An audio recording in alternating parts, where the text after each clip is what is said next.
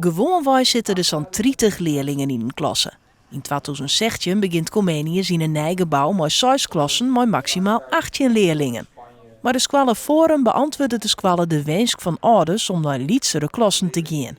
We merken ook dat ouders het gewoon heel erg prettig vinden als zij heel erg bij hun eigen zoon dochter betrokken worden, bij de leergang. Net alleen de lietsere klassen binnen een verhoring in de nije Squalle, er krijgen de leerlingen meer keuzes in praktijkprojecten. Bij projecten met de provincie, de zorg of de horeca. Vaak is het zo, dan has Nederlands, dan is het oren Nederlands is voorbij, dan has een oren rekening is voorbij, dan has een oren biologie is voorbij. Maar wat kerst mij? En we willen heel wat focussen dus op wat kerst mij en wat betekent het voor die?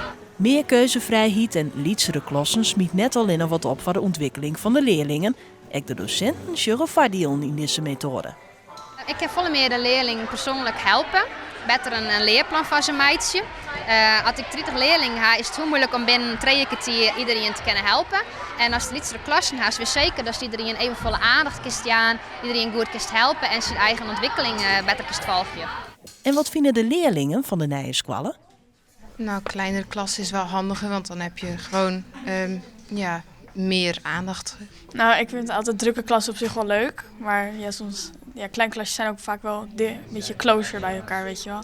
Dus ja, het lijkt me op zich wel leuk. Het lijkt me wel heel leuk, omdat je mag dan gewoon even van school af. In plaats van dat je alleen maar in de les hoeft te zitten. Dus dan ben je ook meer bezig. En ik denk dat heel veel dat ook wel leuk zullen vinden.